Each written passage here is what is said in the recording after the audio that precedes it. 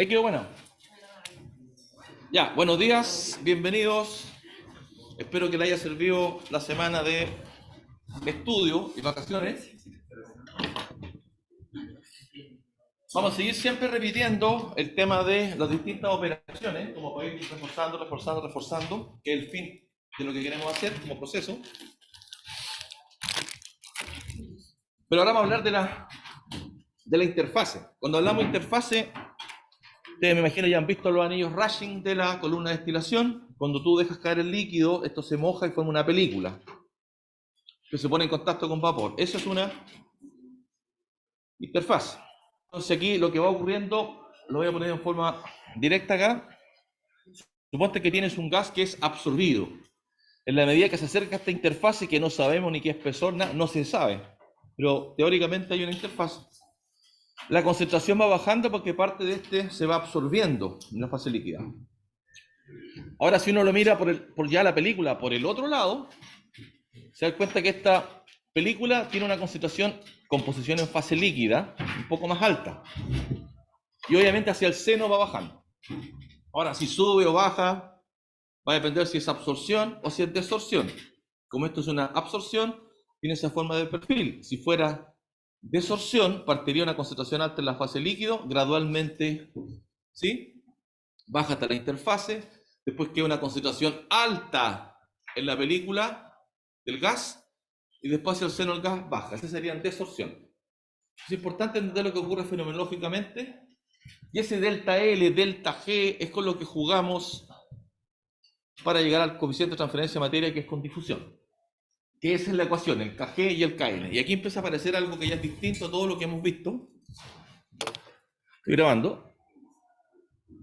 Empieza a haber un coeficiente de transferencia de materia relativo a la fase gaseosa, relativo a la fase líquida, y cada uno de ellos requiere distintas composiciones. Pero también yo podría sacar un coeficiente global de todo, porque al igual cuando usted tiene, por ejemplo, imagínese un tubo donde transfiere calor, un tubo que tiene varias capas aislantes, el flux total siempre es el mismo. Acá ocurre lo mismo. El flux molar da lo mismo si estoy ocupando el coeficiente global o el coeficiente fase líquida. Da lo mismo. Como flux molar. Pero sí me interesa para efecto de cálculo cuál es el dato que tengo. Si tengo presión parcial, si tengo una concentración, and so on. ¿Sí? Entonces, un poco de volver al tema de conectar esta película que es abstracta. Les insisto que hay una película de gas, una película de líquido. Veamos esto ahora en distintos contextos, distintas operaciones. Entonces hay unas transferencias entre capas, como los aislantes en temperatura. Aquí son capas de gas, capas de líquido. Y hay otra componente más. Usted puede tener una pelotita acá, una pastilla, que la sumerge en el líquido y ahí tiene convección natural. Pero si esa partícula va cayendo, tiene convección forzada. Si la tiene en un tanque agitado, entonces va a haber difusión sola o va a haber convección. Dos cosas, está la película. Tratemos de imaginar un par de cosas. Por ejemplo, gota y gas en un scrubber. Un scrubber en una ducha, cae el líquido. Entonces usted tiene la gota que va a tener su película de gas, su película de líquido, y si es absorción o desorción va a cambiar este gráfico que le había mostrado acá. Entonces, si uno pudiera ver acá, aquí estaría la gota, ahí estaría el gradiente dentro de la cáscara líquida de la gota, y acá está la cáscara gas que rodea a la gota. Y eso uno lo ve técnicamente en un equipo que se llama wet scrubber, que es un tubo en contacto. Venturi, la diferencia es que hay una reducción para trabajar con menores presiones. Lo mismo, por ejemplo, en una torre que yo le meto agua, ponte tú a 40 grados, y le hago pasar aire seco. ¿Qué fenómeno va a ocurrir? Gota de agua y le hago pasar aire seco. ¿Qué fenómeno va a ocurrir? Va a haber un proceso de evaporación y de nuevo es una transferencia de materia, donde lo que hay de concentración en la superficie como equilibrio es la presión de vapor. Pero esto va bajando, va cambiando, porque si hay aire seco, supongamos que tenemos 0% humedad, en la medida que tú te acercas, va a llegar al 100% humedad que está saturado justo en la superficie que rodea a la gota que estoy evaporando. Entonces siempre hay un gradiente. Internamente, dentro de la gota, ahí uno ya pierde cuál es el gradiente, porque es la misma agua que se está evaporando. ¿Ah? La misma idea en una torre empacada, donde yo hago circular agua, y esto es válido, por ejemplo, por una torre de enfriamiento. Una torre de enfriamiento es un conjunto de, por ejemplo, pueden ser tablas, ¿cierto? Madera, donde esto se moja. Esto queda mojado. Y la idea es que quede mojado es generar una película que permita la evaporación. ¿Ya? Entonces, cuando hablamos de la fase, vamos a ver una fase líquida y una fase gaseosa. La fase gaseosa se va a empezar a llenar de agua hasta alcanzar la saturación.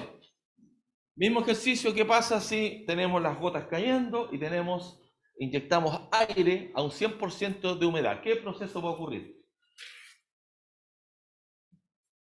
¿Hay transferencia de materia? No, porque está saturado. Lo que sí, observemos, como tengo moviendo un gas hacia arriba, las gotas que son muy chicas se van a arrastrar. No pierdan eso de vista, ¿ya? Recuerden que siempre es mecánica, ¿ya? Entonces, en cualquier operación hay un límite, una razón G sobre L mínima y máxima. Si es muy alto, arrastro todas las gotas y pierdo. No hay transferencia. Empiezo a tirar más gas, hasta que paro la gota y se la lleva. Y si tengo muy poquito, pasa todo el líquido y no pasa el gas a través del equipo. Es una condición en todo contactor que se debe tener en cuenta, que lo vamos a ver el día miércoles con las condiciones de operación de las torres de absorción. ¿Ya? Que un extremo, lo voy a adelantar un poco, se llama whipping, que es lloriqueo cuando empiezan a caer las gotas, ¿sí? Y el otro se llama, se me olvidó, cuando se arrastra, ¿ya? Flooding, y de inundación, porque es tanto el gas que se acumula el líquido y no cae. O sea, inundación y whipping cuando empieza a caer. Entonces siempre vamos a tener restringido este L sobre G, que en el caso de su certamen, hablábamos de un orgánico acuoso, tiene sus límites, del punto de vista mecánico de fluido, del punto de vista hidrodinámico, aparte de la transferencia de materia. ¿Estamos? Después tenemos otro ejemplo, burbuja, la misma cosa. Ahora uno, en vez de ver una gota con aire, uno mira una burbuja rodeada de líquido. Entonces, si veo una burbuja, suponiendo que estoy absorbiendo. En este caso, por ejemplo, estoy absorbiendo CO2, que es el caso de la planta de carbonato de litio. Entonces va a haber una capa de gas que rodea la burbuja y una capa de líquido. Y como se está absorbiendo, está pasando CO2 de la burbuja hacia el líquido, va a haber un gradiente desde el líquido que parte de muy bajito, va a empezar a subir a la superficie del líquido, y dentro de la burbuja hay una presión parcial si es que es mezcla CO2 o si es aire con H2S, usted no está tratando, ¿cierto? Estamos claros que esos perfiles, la idea es que los visualicen y lo conecten con un equipo, porque es una columna de burbujeo. Típicamente uno ocupa una columna de burbujeo, por ejemplo, si tú quieres remover una solución que está contaminada con compuestos orgánicos volátiles, benceno, tolueno. Si tiene poquita cantidad, yo le tiro aire, miren lo que va a pasar. El líquido, si uno hace una abstracción, es como que tiene un vaso con líquido y aquí aire. Así se vería como una sección de la burbuja, ¿cierto? Y va a ocurrir una transferencia, equilibrio, ¿cierto? Que sería la concentración de equilibrio en la fase vapor, y la presión de vapor está determinada por la temperatura. ¿Ya? Ahí sería más Henry, porque si hiciera algo parecido con un solvente, ahí aplicaríamos la ley de Raoul, ¿ya? En la sutileza. Tienen que entender la situación en la que están. Perdón, en la película está la torre empacada, torre de enfriamiento, destilación. En la destilación también tengo una torre empacada, que es la columna de anillos Ratchet que ustedes han visto y está en el laboratorio. La misma idea, generar superficie, estamos con el mismo cuento. Después tenemos la lixiviación en pila dump o pila heap. En la pila dump quiere decir botadero. Cuando uno saca materiales, es como que ya saquémosle un poquito más. Se ocupa, son pedazos grandes de 1 metro, medio metro, y si riegan y esas duran como 3 años, porque hay procesos difusivos ahí que permiten extraer, pero no alcanzan más de un 20-30%. Porque está muy dentro de la roca. Después la pila no, pues la pila es distinto porque ahí yo tomé material, lo chanqué y lo aglomeré. Hice unas pelotitas de 12, 15 milímetros y las monté. Y ahí, bueno, ocurren varios fenómenos, solamente en la lixiviación, pero aparte está como premojado y como que por dentro se hace la lixiviación, pero supongamos que son partículas. Entonces uno tiene una gran superficie que está mojando. para que ocurra el proceso de lixiviación. Después volvemos al tema de las columnas de burbujeo. Hay disolvedor, estaba el tema arrastre orgánico. De hecho, ustedes también tienen una técnica que se llama arrastre de vapor. Usted quiere sacar, por ejemplo, eucaliptol de productos orgánicos, usted inyecta vapor. Y el vapor permite arrastrar volátiles, ¿ya? Como aceite esencial y todo eso. En la columna de burbujeo, le estoy adelantando un poco, tenemos la destilación de plato, que es un plato que tiene como una cama de líquido así, y sale una burbuja de vapor. Ahí se hace el contacto de vapor con líquido. Pero si yo quisiera que, porque esa burbuja pasa de largo, no tiene el tiempo suficiente de residencia para que se sature en lo que estoy haciendo, ¿me explico? No alcanza. Entonces a eso se les coloca una tapa que se llama el bubble cap, que lo vamos a ver. Entonces hace una vuelta así, sube, tiempo de residencia. Claro que tú aumentas la pérdida de carga. Entonces hay mecanismos y sistemas donde tú modificas los contactores, tanto para absorción como torres de destilación, lo modificas para poder mejorar el contacto, aumentar el tiempo de residencia. ¿Ya? Porque esta cosa, la burbuja, la gota, en el tiempo se va saturando. Les prometí que lo iba a mostrar con las ecuaciones que va más allá del curso, pero se lo voy a mostrar igual. Gotas en soluciones admisibles en el extractor Chaibel. Claro, cuando uno tiene, ojo acá, cuando hablamos de extracción por solvente, hablamos siempre de admisible. Benceno acuoso, tolueno acuoso, puede ser con un extractante o no. Y tienen el mismo cuento, tienen una gota, un acuoso cuando está haciendo stripping, por ejemplo, está pasando del orgánico al acuoso. Cuando es extracción del acuoso al orgánico, eso lo vimos en la última clase de la semana pasada. Después tenemos el extractor Chaibel, que está en el laboratorio de transferencia de materia, lo pueden ver por fuera, es un agitador, malla, agitador, malla, agitador, malla, cosas generando las etapas de equilibrio necesarias que conversan con la curva de equilibrio. Después tenemos una barrera sólida, como es la adsorción, carbón activado, la misma cosa, es película, ¿cierto? Y el caso de la membrana osmosis, que ocurre un proceso difusional del agua a través de una membrana y rechazando los iones. Como les comentaba acá, si quieren probarlo, no es un gusto adquirido. El típico dulce de Finlandia tiene cloruro de amonio, es malo para algunas personas, pero si se quieren arriesgar, el dulce típico de Finlandia, ahí lo pasa todo. Pueden sacar uno, dos, si les gustó, sacan otro. Como les comentaba, literalmente vengo bajando del avión, llevo como 25 horas de viaje. Pero dormí, así que estoy bien. Bueno, estaba preparado para el Donza, que ella hace eso, esto yo no lo hago, ella es más fundamentalista. Pero aquí, interesantemente, se ve este perfil que hablábamos, esto está simulado, ¿cierto? Pero interesantemente que empiezan a ocurrir más factores, nos guste o no, esta gota se empieza a evaporar y fíjense que este gradiente también se transforma. Y aquí, ¿por qué se curva? ¿Qué es lo que está ocurriendo acá? Hay un tema de convección por diferencia de densidades. Y este programa que acopla transferencia de materia con mecánica de fluido, me puede visualizar. Él no lo había visto. ¿Es nuevo? ¿El que se quiere suicidar? ¿No te había visto? Tú, pues, sí. ¿Es nuevo? ¿Eres nuevo? ¿O no te había visto? ¿Tu nombre? ¿Ah? Lo segundo. No lo había visto. Ah, ya. Ya, le vamos a hacer preguntas entonces. Le vamos a interrogar. Bueno, y esto es lo que estaba conversando de esta interfase, ¿cierto? Esa es la parte como teórica, conceptual. Uno puede tener un gradiente. Recuerden lo que vimos en difusión. Cuando era contracorriente, ¿cierto? Que uno entra y el otro se reemplaza. La equimolar era lineal, ¿cierto? Pero aquí, esto es importante entender cuando hablamos de esta película, que es una abstracción, es una película estanco. Por eso tiene esa forma un poquito más logarítmica, que la alcanzamos a deducir en la clase pasada. La ecuación llegamos al logaritmo, ¿cierto? Una cosa equivalente a la media logarítmica. Aquí de nuevo aparece un coeficiente de difusión. Fíjense, para ponerlo un ejemplo bien claro, H2S que estamos absorbiendo, por ejemplo, ¿sí? En un wet scrubber. Entonces se mueve el H2S del gas al líquido.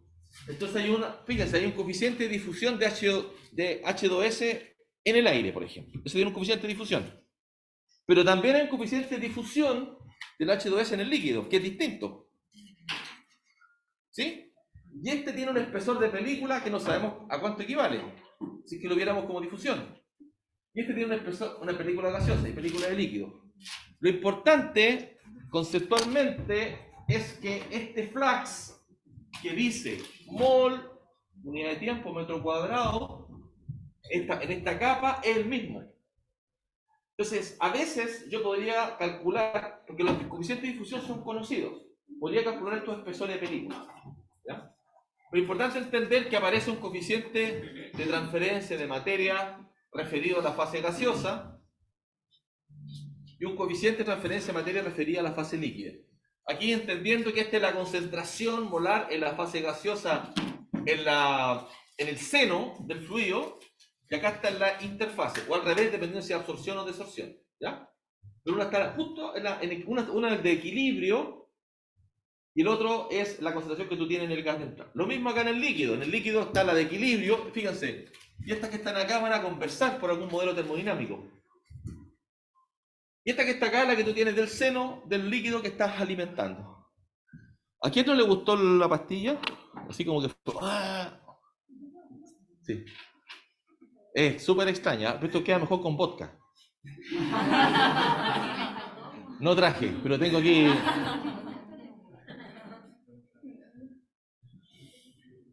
Sí, los finlandeses, bueno, a tiempo atrás invitamos a algunos, estuvieron en el programa Alpha acá, trabajaban ni tablaban. Y de hecho instalamos un Linux por primera vez, trabajaban en Pine con Linux, no conversaban, a las 4 se iban. Pero después cuando nos invitaban a las fiestas, vodka con unas pastillas dentro y la pastilla dentro tenía creo que pimienta. Tú la mordía y ¡puf! Te explotaba la pimienta. Es súper extraño los sabores. Bueno, acá esto lo saqué solo de internet, pero para que visualicen, esto sería gota de líquido, ¿cierto? Película de gas, película de líquido. Esto sería absorción, desorción. Entonces, si es, por ejemplo, una absorción, estoy sacando del gas al líquido. Si fuera desorción, cambiaría el perfil. ¿Sí? En el líquido está concentrado y gradualmente lo voy a sacar. Entonces, es importante entender cuál es el sentido, si es absorción o desorción. Del mismo modo, no sé lo que tengo acá. Esto es...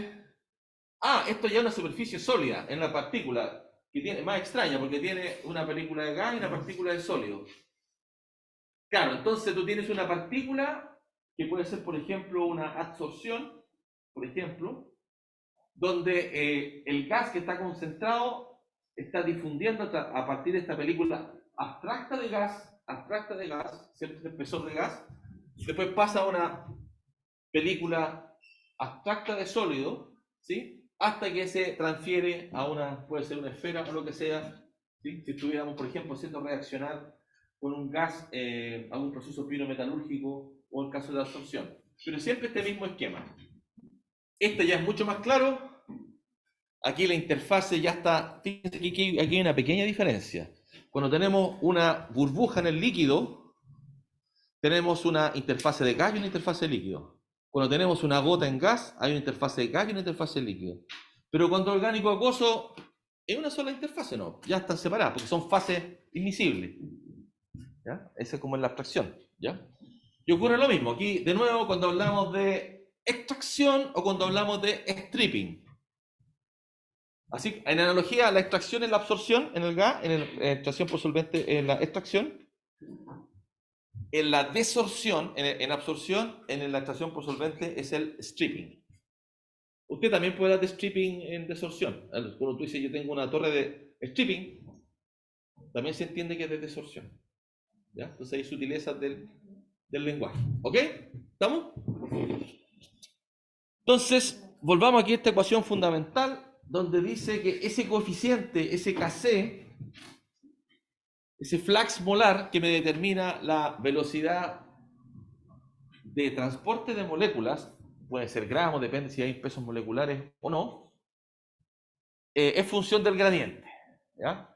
Y recordemos que este gradiente va a depender de tres cosas, ese gradiente. Ojo, ese gradiente, ¿qué va a depender? Va a depender de la termodinámica, el equilibrio, Henry en un caso, ley de Raoult u otro modelo de mezcla, la termodinámica. Si hay reacción química irreversible, entró el producto y desapareció, entonces va a ser 0 uno de esos, ¿lo ven? o si hay una reacción química reversible, que es el caso de absorción que lo hemos discutido largamente, absorción de H2S, CO2, CO2 con dietanolamina y metanolamina. Está intermedio, ¿ya? Y ese KC, como ahora aparecieron las interfaces, puede estar definido como un coeficiente, son 4 formas: un global referido al gas, un global referido al líquido, un gaseoso referido a la capa gaseosa, un líquido referido a la capa líquida. Son 4 formas de definirlo. ¿Y por qué nos damos tantas vueltas? Porque depende de lo que estoy midiendo. Me tengo que acomodar lo que estoy midiendo. Pero entre ellos están relacionados. ¿Por qué están relacionados entre ellos? Porque el flux es el mismo independientemente cuál de las 4 formas de transferir estoy midiendo. Eso es lo importante conceptual. El flux es el mismo, ¿ya?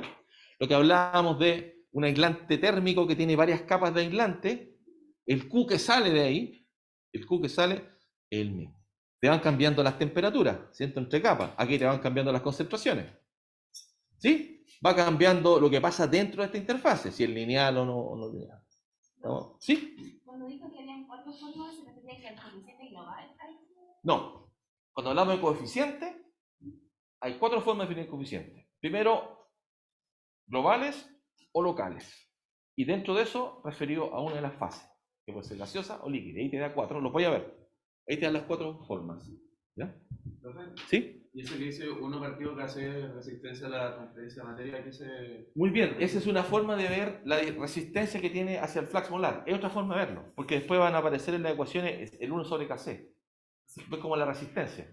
Así como tú tienes la conductividad, resistencia, porque se te dice con qué facilidad transfiere el K.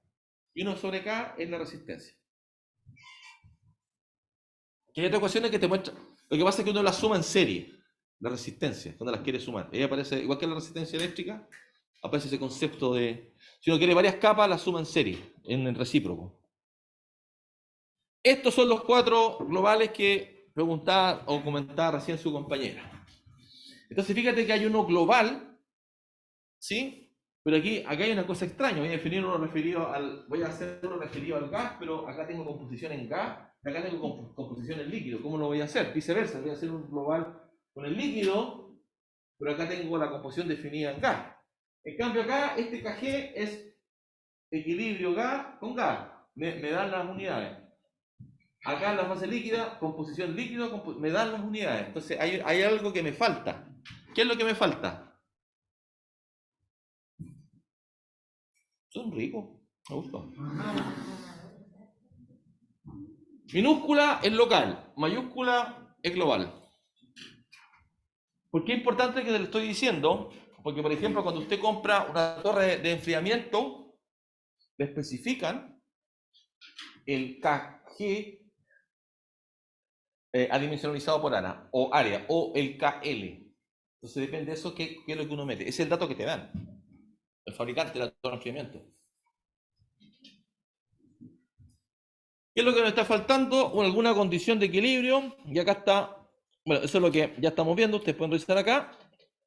Vamos a volver a la ley de Henry. Una condición de equilibrio. Por ejemplo, la ley de Henry. Eso me relaciona, una termodinámica me relaciona composición gas y líquido.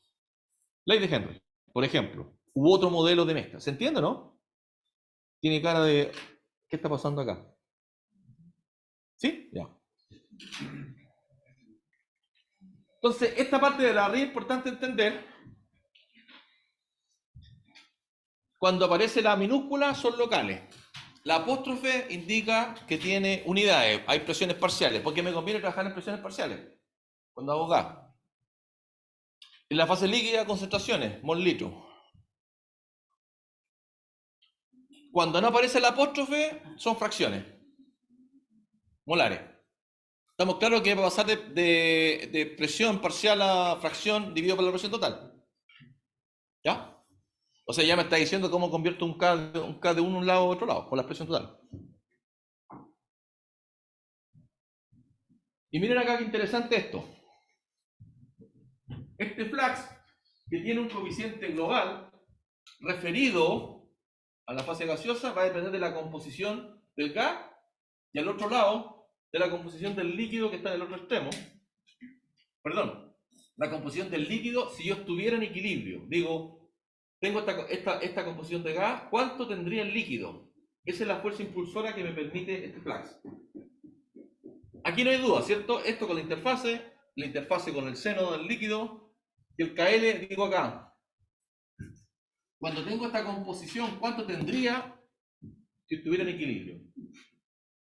Y estos dos me lo da la ley de Henry. ¿Qué necesito conocer? Temperatura y presión, por el caso de Henry. Y acá viene un poco la magia, un poco de álgebra. Entonces, como este flux es el mismo independientemente del sistema de referencia que estoy ocupando, global o locales, puedo ordenarlo por resistencia. Esto es solamente un ordenamiento algebraico de las ecuaciones. Hay que pescar la primera y jugar un poquito más con eso. Aquí, si no me equivoco, claro, se reordena sumando I menos I. Es un cero, estoy sumándole un cero.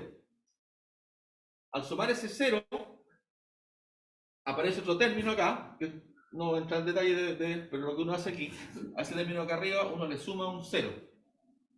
Reordena, queda con ese término, y fíjate que acá ya se visualiza lo que estábamos hablando de la resistencia global es igual a la resistencia local del gas más la resistencia local del líquido. Es como más o menos obvio. La resistencia de una de las fases, ¿cierto? Como resistencia ahora, es equivalente a esta expresión. Ahora, esa expresión que está ahí, I menos I0, I menos I, ¿a qué corresponde esa diferencia? Esta diferencia que está acá, ¿a qué debería corresponder?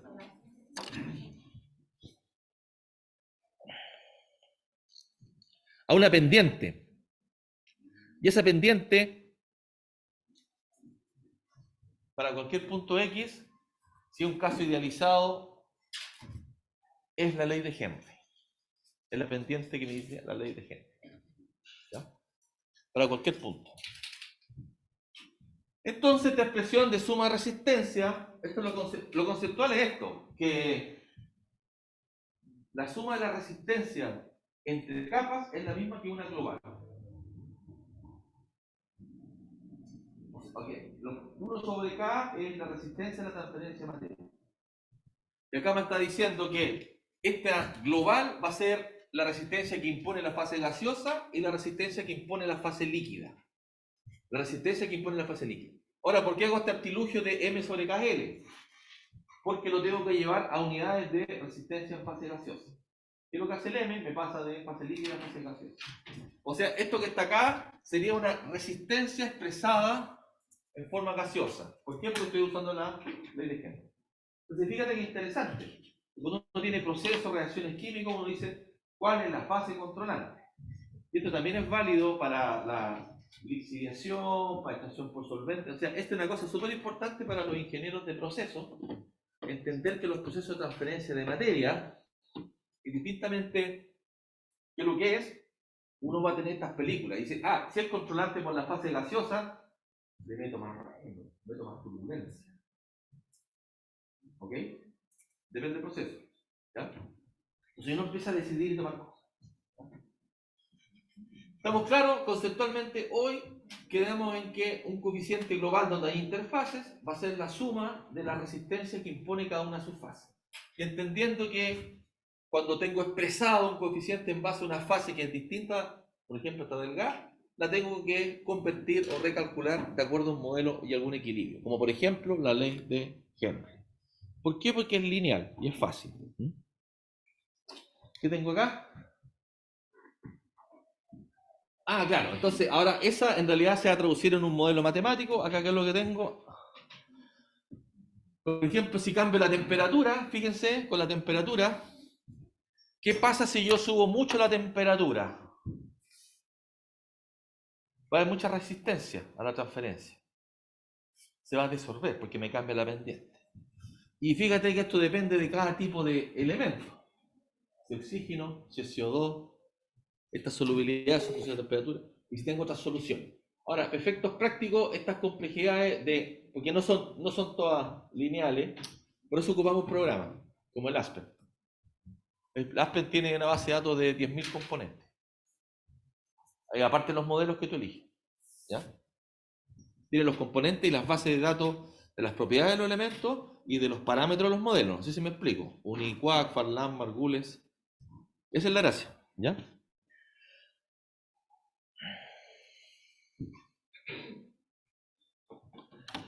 Esta es la analogía que uno tiene que no me acuerdo bien, transferencia de calor, ¿cierto? Esto es lo que hablábamos de estas capas y la suma de resistencia, ¿cierto? Conductividad, 1 sobre las capas. ¿Te acuerdan que habían hecho?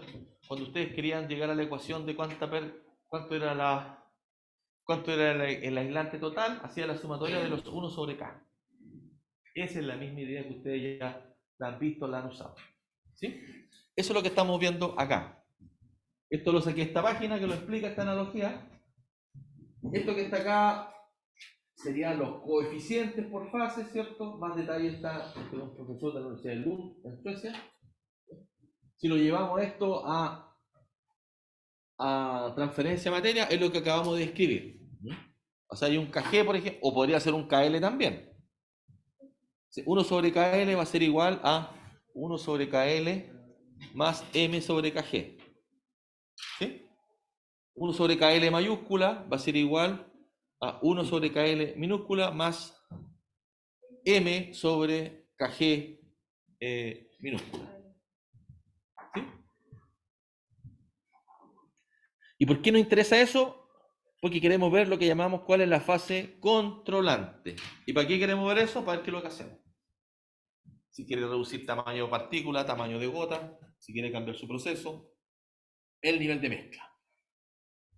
Entonces, volviendo un poquito atrás, siempre hay difusión. Y este espesor de película, que es una abstracción, porque no la medimos, podríamos decir cuánto es lo que vale.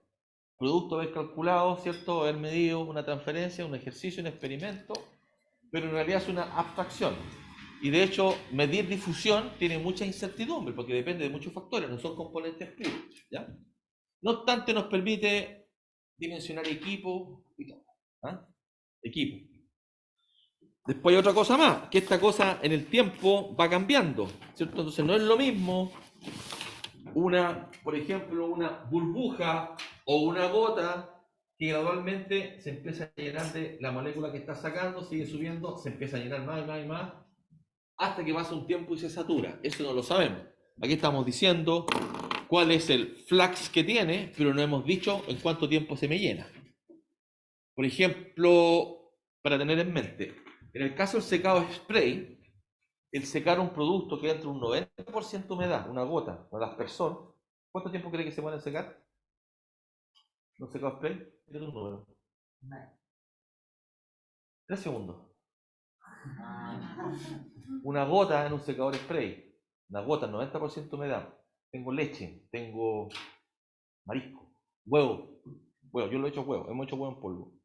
El tiempo de residencia del secador spray está determinado solo por el flujo de gas. No le importa el líquido que estás metiendo. Ojo, tiempo de residencia está controlado por el gas, que lo pesque y lo saca. 3 a 5 segundos. El secado es tremendamente rápido. ¿Cuál es la fase controlante? Tiene mucho. El sólido, nada. No hay fase controlante en el sólido. Solamente el gas. ¡Pum! Para que lo saque de una patada. Si eso yo lo pusiera ahora a secar en una plancha, ahí sería controlante la fase líquida y me demoro mucho más. ¿Estamos? ¿Entendieron la idea? Hoy está bueno el ejercicio. Se me ocurren cosas interesantes. Secado spray. Otro ejemplo de tiempos. Secar en bandeja. Secar en bandeja se demora 15-20 horas. Porque pasa de una matriz sólida. Secar una aspirina, secar cosas que tienen una estructura, porque ocurren otros fenómenos de transporte interno, más mecánicos. Una burbuja de aire que yo la inyecto seca, de un aparato que hemos desarrollado para evaporar, también son 2 o 3 segundos, estos tiempos de llenado. Es relativamente rápido. Es absolutamente, así, críticamente dependiente del coeficiente de difusión y del diámetro de la gota, burbuja, lo que sea. ¿Estamos? Súper importante que así, crítico, pasas de 3 a 50 segundos cambiando el coeficiente de difusión y el diámetro. Esa es la ecuación que le prometí porque yo quedé fascinado con el desarrollo y todo. Y lo aprendí hace poco. ¿Sí? Porque usted tiene, por ejemplo, aspirina, tiene manzana. Entonces, aparte que el líquido, recuerde que tiene que pasar por los intersticios. Hay un secado capilar, el transporte es más tortuoso. Entonces, te demoras 15 horas, 20 horas en secar. Porque si pesco, mira, si pesco esas mismas manzanas, la hago jugo de manzana y la meto en un secado spray, genera un polvo de jugo de manzana en 3 segundos. ¿Estamos? ¿Estamos? Eso lo vamos a ver en el capítulo de secado. Entonces aquí de nuevo aparece por analogía esta suerte de resistencia, ¿ya? Entendiendo que este espesor de película que es abstracto, otra idea, miren, no es lo mismo lixiviar partículas como la arena en un tanque agitado. El tanque agitado tiene una película muy delgada. Si la película es muy delgada, ¿qué pasa? Mejora el coeficiente de transferencia. Ahora tiene difusión 70. Si esto ahora yo lo tengo una pila DAMP y estoy con una película así más gruesa, se demora meses. ¿Vamos? ¿Ya? Entonces una forma de controlar esta película es con turbulencia. El espesor de película. Es una forma de verlo. ¿Ya? Evidentemente, el coeficiente de transferencia de materia, aquí estamos viendo una cosa a nivel película-difusión, pero ya sabemos que cuando yo quiero modelar una cosa más compleja, como por ejemplo un secado en lecho fluidizado, yo utilizo los modelos de transferencia de calor, analogía Chilton-Colburn, y llego a una ecuación que va a ser función del Reynolds. Eso es experimental, pero ese Reynolds que está ahí, que tiene que ver con la turbulencia, me va a decir la dependencia que tiene con este coeficiente. Pero sabemos que teóricamente se interpreta como una reducción de la capa límite. ¿Estamos? Pero uno ocupa el experimental, no el Reynolds porque sí, ahí detrás hay un desarrollo fenomenológico. Vamos a volver un poquito al Henry, pero lo voy a hacer un poco rápido. Esto está grabado, están los ejemplos, porque siempre, se lo digo con cariño, dan la hora con Henry. Se confunde que la temperatura, que la presión, se confunde. ¿Ok? La ley de Henry solamente es un modelo que funciona en concentraciones diluidas que me indica, dado una presión y temperatura, cuál es la composición en la fase gaseosa, presión parcial, y la composición en la fase líquida. Por ejemplo, acá tenemos la fracción molar.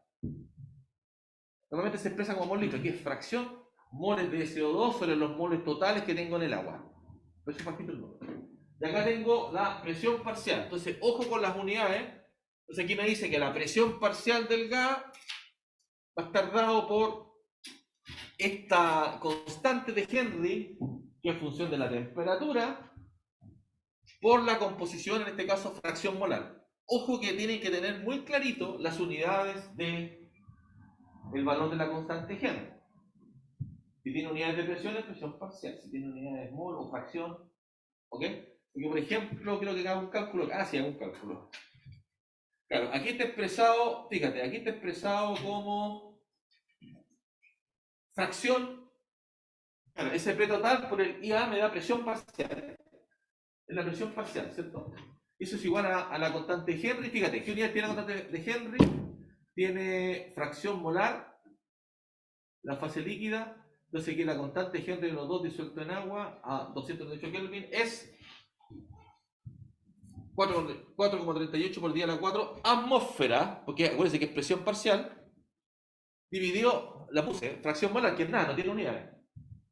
O sea, ese valor de constante Henry tiene arriba atmósfera, porque me tiene que dar la presión parcial, esto. Y abajo tiene nada, porque es fracción molar. Normalmente es presión parcial y fracción molar. Normalmente. ¿Sí? ¿Por qué lo hago distinto acá? Para que se fijen en las unidades. Y acá, ¿qué datos tengo? Vean ustedes mismos. Acá tengo distintas temperaturas.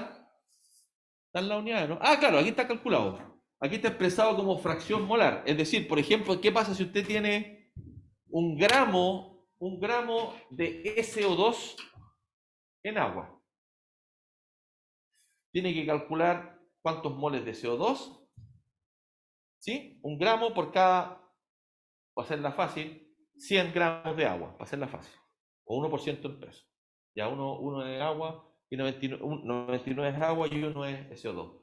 Calcula los moles de agua, los moles de CO2, saca la fracción molar, que sería los moles de CO2 dividido por los moles de CO2 más los moles de agua. Me queda una equidad, fácil. Ahí tengo la fracción. Eso lo multiplico por la constante de Henry del... ¿Qué tenía CO2? ¿SO2? ¿Cuánto no tengo CO2? Digamos que... ¿Ah? Primero. ¿Dije SO2 o CO2? Creo que dije SO2. No le importa, digamos que es CO2. Entonces lo voy a hacer a 313 grados Kelvin. Entonces esa constante es 0.233. ¿Ya? Entonces la fracción molar multiplicada por ese valor me va a dar la presión parcial en la fase gaseosa. Eso va a decir, si usted tiene aire y agua, usted va a tener una presión parcial de CO2 a ese valor. Eso es lo que me está diciendo. ¿Ya?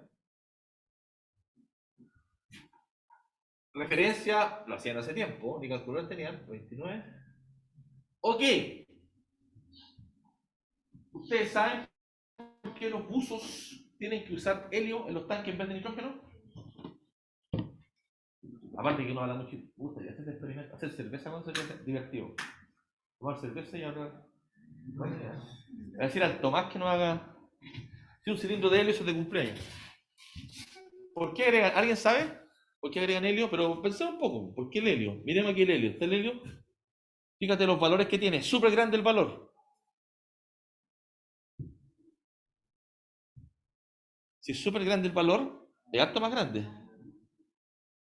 Ahí estoy comparándolo, si comparo el helio en una condición. Comparémoslo con esto me da 2 veces. Tiene que ver con la solubilidad. Mientras ese valor es más grande, es menos soluble. Porque tenemos presión, la constante por la fracción. Entonces, si ese número es grande, se me achica la fracción molar. ¿Se ve o no? Pero ¿por qué me interesa que no sea soluble? ¿Por qué?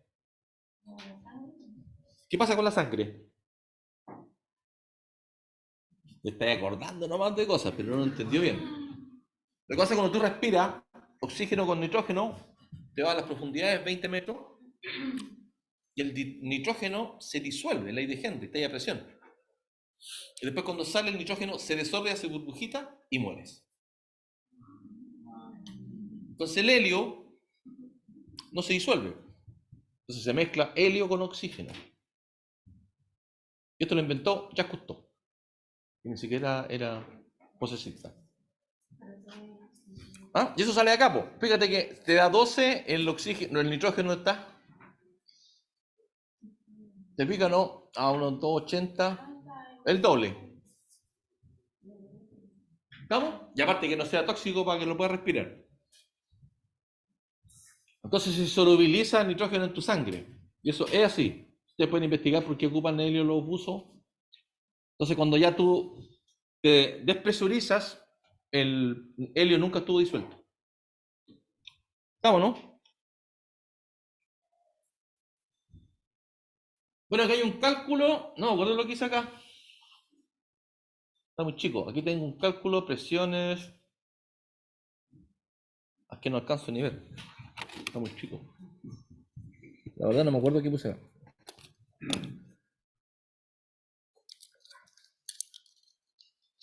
Ah, ya. Acá tenemos la solubilidad del aire en el agua. A distintas presiones. Evidentemente, cuando tú subes presión, disuelve más aire. Se disuelve el aire. ¿Ya?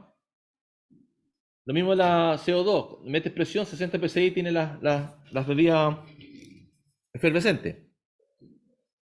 Esto está a 25 grados, sube 0,23 la presión. Y fíjate lo que ocurre acá con el oxígeno.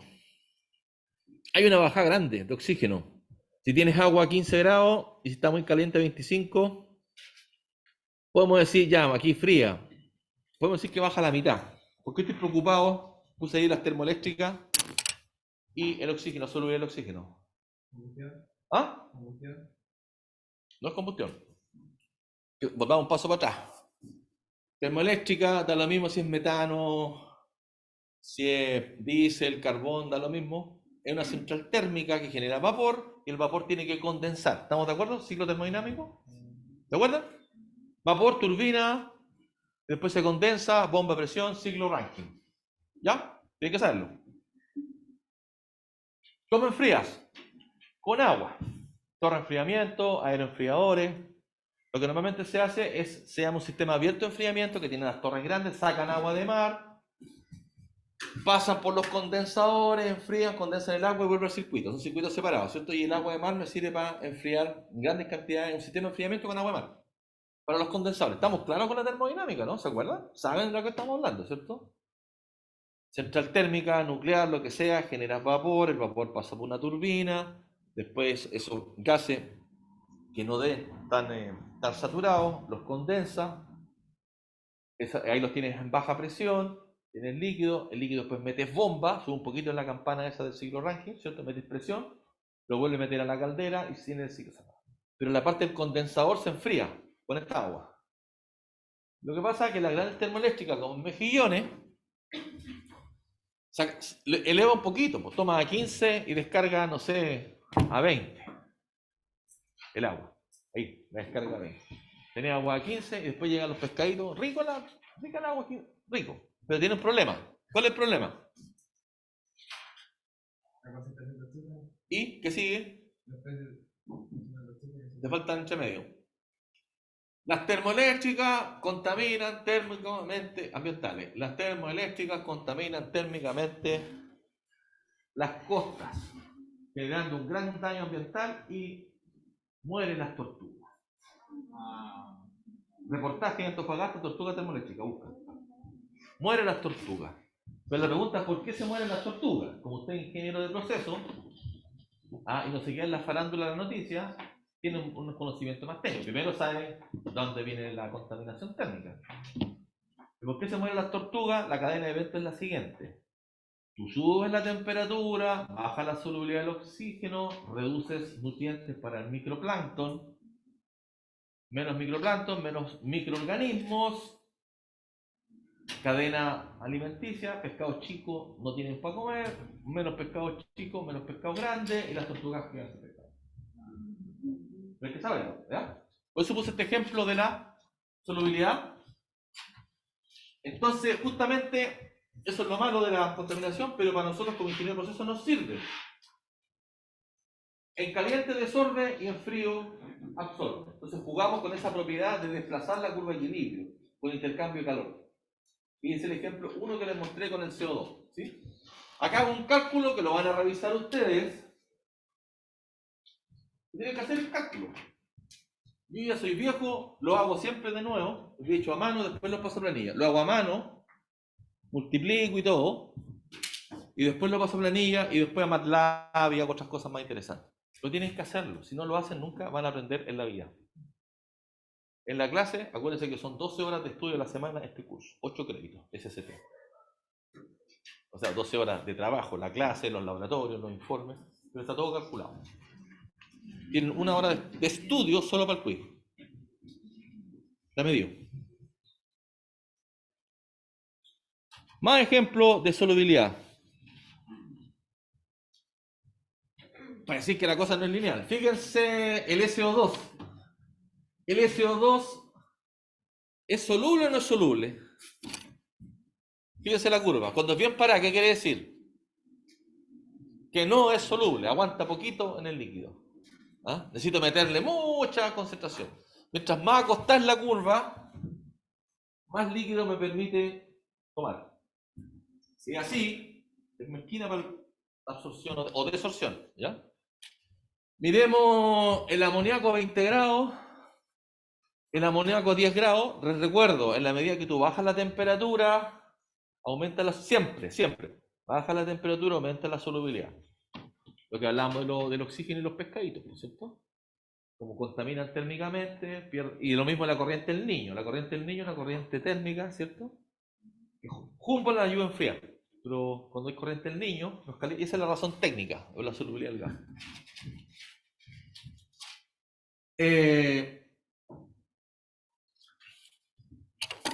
Aparte de todo lo que hemos hablado, importantísimo. Cuando el gas entra al líquido, hay una reacción química, calor de disolución. Súper importante.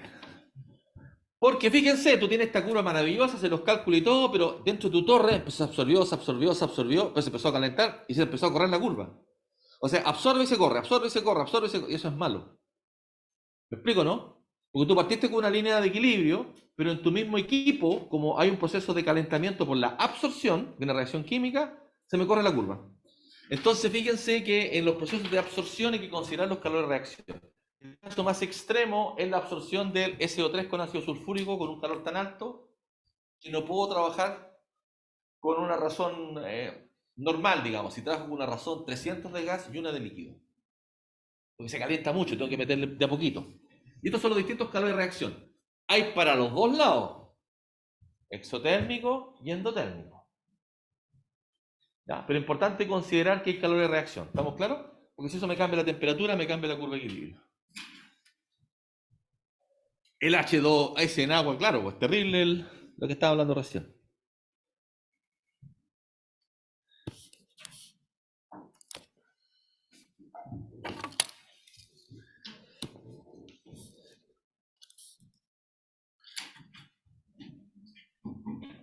Claro, aquí el caso recordar el CO2, ¿cierto?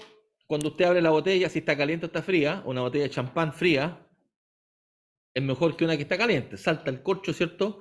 Porque la disolución. Acá está el ejemplo del helio, los buzos, la solubilidad, evita la gestión de burbujas en la sangre, burbujas de nitrógeno en la sangre. Además, considerar los calores, esto es como un resumen, los calores de reacción en un proceso de absorción. Me va a calentar esto. Los casos extremos del CO2, claro, eso es lo que acababa de explicar, ¿cierto? Por eso el L sobre G es 1 a 300.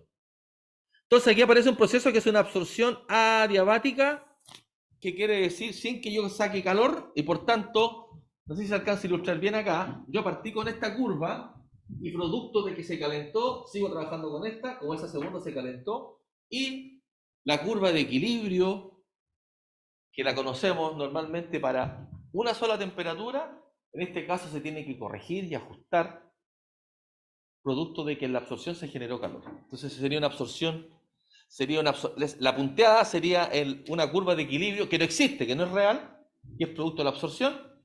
Es importante entender, la curva de equilibrio es única a una temperatura. Aquí yo estoy corrigiendo mi curva de equilibrio para poder hacer los cálculos. Entonces fíjense que no es ni siquiera, no es ni la roja ni la azul, es intermedia. Esto lo pregunté en el certamen del año pasado.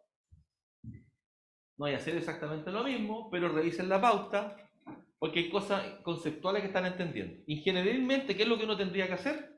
¿Es bueno o es malo que se me esté calentando la solución para la absorción cuando exotérmica? ¿Qué tendría que hacer? Correcto, colocamos etapas intermedias de enfriamiento. Lo mismo en los reactores químicos. Reactor de SO2, SO3, fundiciones ambientales. Reactor, bueno, químicos también. Reactores SO2, SO3 con pentóxido de vanadio. Catalizador, reacción química, etapas intermedias de enfriamiento, si no, no me corre la reacción. Entonces lo que yo pregunté en el semestre pasado fue cómo sería la curva. Le estoy preguntando que haga la punteada, eso lo estoy preguntando. ¿Cómo se va corriendo? Pero después, ¿qué pasaría con la curva si coloca etapas de enfriamiento intermedio? Vean la pauta porque me demoré mucho en hacerla, para que quedara bien bonito los gráficos y todo. Así que revísenla porque es importante conceptualmente que usted siempre va a estar enfrentado a situaciones que tiene que integrar calor. ¿Estamos?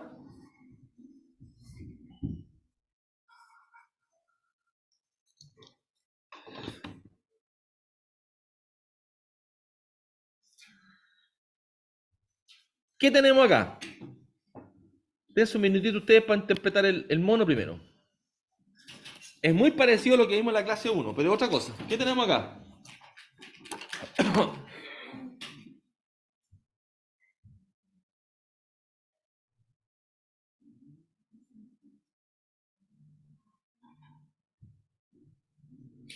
Cuando hablamos de sour gas, en general puede ser planta de tratamiento incluso de agua servida, generación de gas, sour gas tiene CO2H2S, se llama sour, como el pisco sour, lo mismo. Es una corriente ácida. Entonces, normalmente, esta la están tratando ¿en qué? Usted la puede tratar directamente con una absorción, pero la absorción en agua, por la ley de equilibrio, es poca.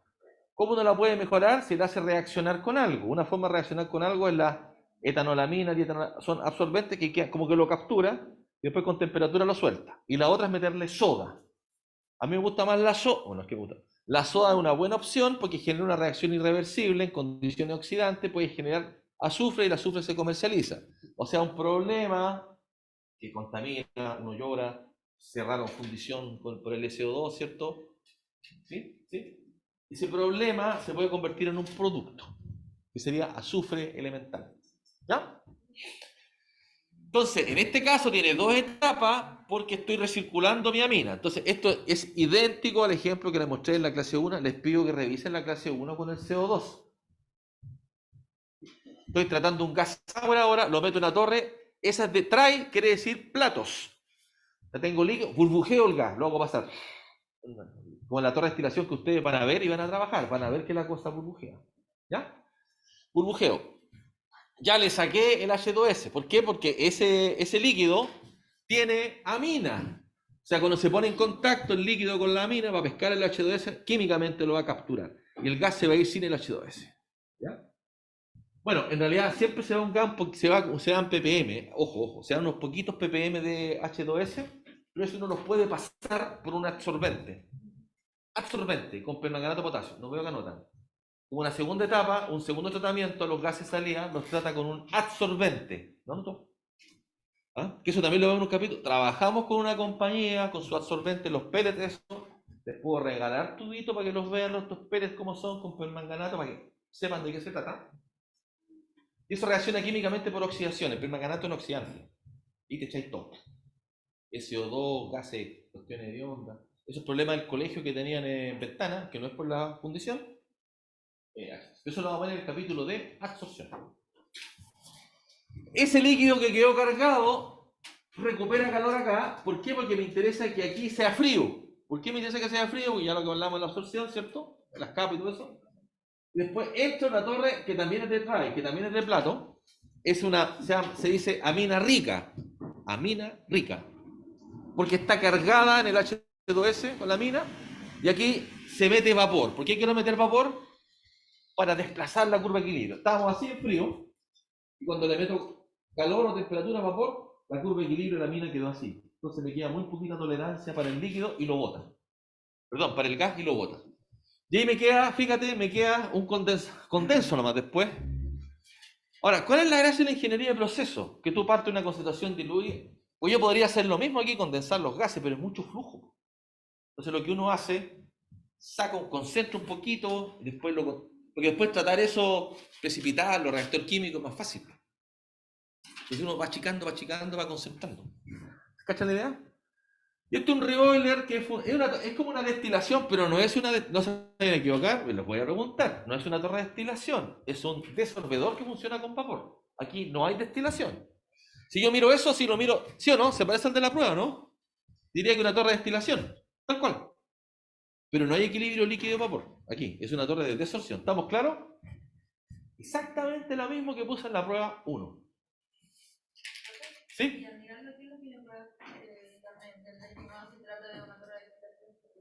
Sola sí, nada.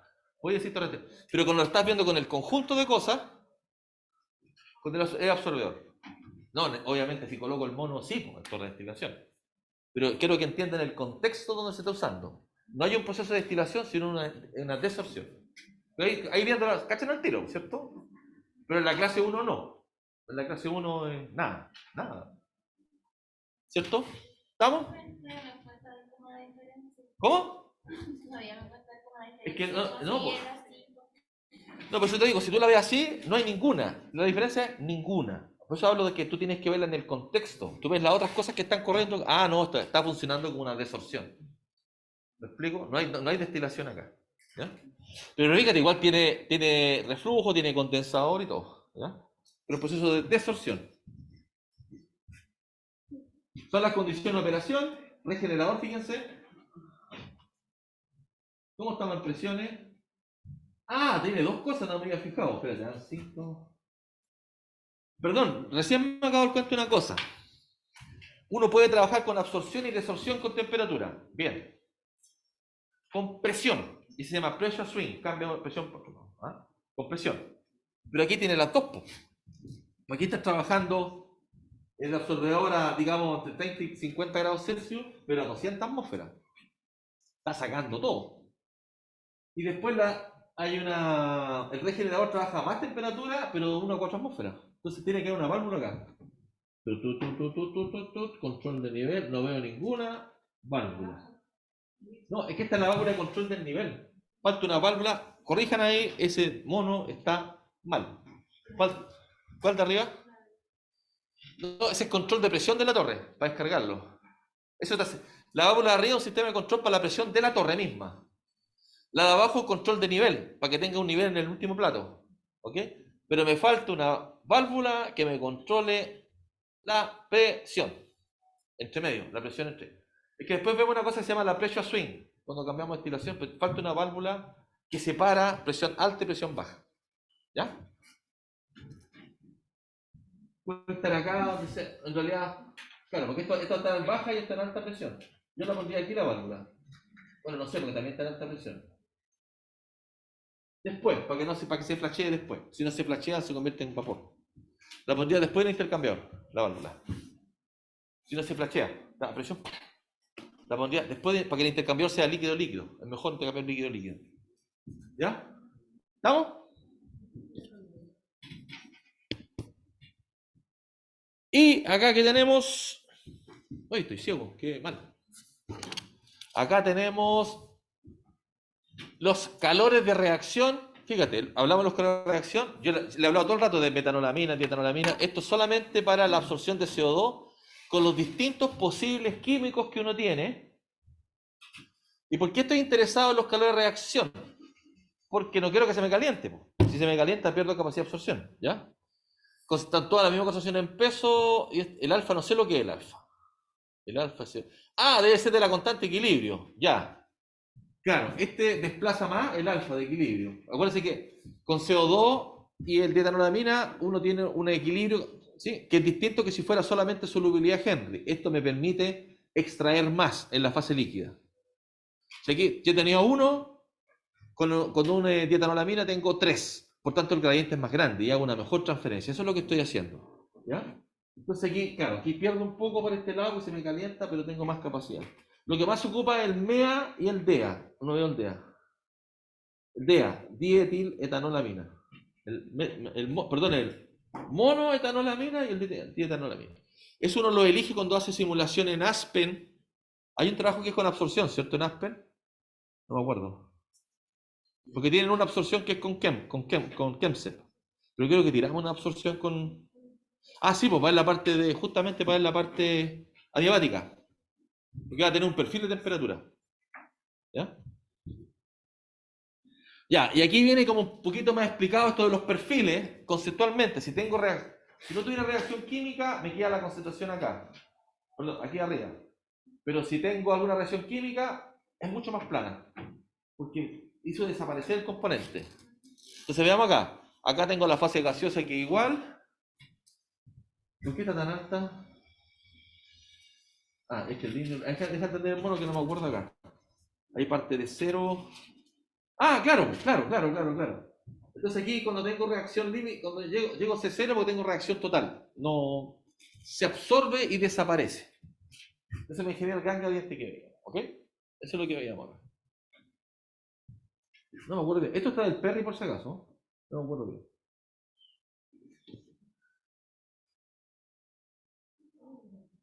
Se acabó la clase. Estamos en la hora. Solamente para cerrar, que todo esto que estamos haciendo es para determinar, todavía no nos vamos, para determinar el número de etapas de equilibrio, para decir cuántas etapas debe tener para cumplir el objetivo, y más importante, que es la clase que viene, que todos estos procesos de contacto, que aquí están en teoría, si son muy viscosos, la eficiencia es mala. Llegamos a un caso de, mira, ni 10%, una torre de eficiencia de absorción de plato. Y fíjate que este parámetro tiene la viscosidad, o sea, entender que todo lo que hemos visto está sujeto a ineficiencia. ¿Estamos? Por eso acá yo les indicaba, fíjense, acá no se queden con la idea que todo funciona perfecto. Esa era la de equilibrio y esa es la real. Entonces, en general tú vas a tener que colocar más platos o más etapas, siempre. Siempre son más etapas que las que tú calculas, dependiendo del sistema. Y estas condiciones, si sube la temperatura, si cambia alguna de las condiciones, sube la presión, lo vamos a ver en un simulador que se llama el Wolfram. Les mandé dos, uno que es de película y otro que está en video. Perdón, está los programas en Wolfram. Y este otro que lo vamos a correr en la próxima clase. Mejor que lo traigan preparado. ¿Sí? Entonces vemos qué pasa. Si sube la temperatura, cambia la presión con el número de etapas de equilibrio y te grafica perfectamente lo que ocurre dentro de un absorbedor gas líquido. Porque es difícil visualizarlo. Por eso damos por cerrado la clase.